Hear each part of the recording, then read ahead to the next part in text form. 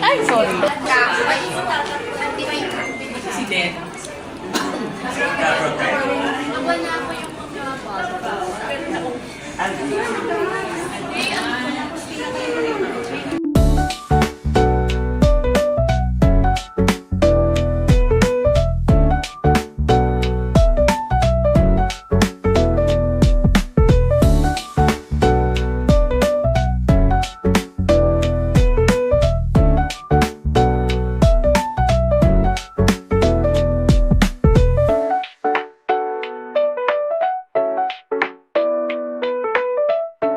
So welcome to the block screening of Collab. So let's welcome, of course, first pala I would like to welcome the friends of KD and Alexa, family of KD and Alexa, and of course sila Doc Arnold is also here.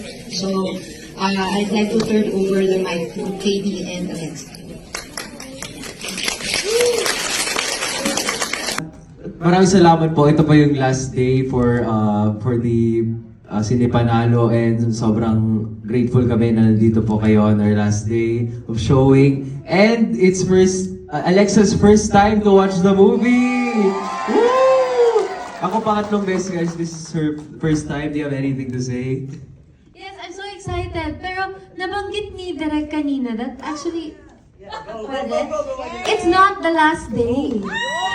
Because we are extended for one more week. Yay!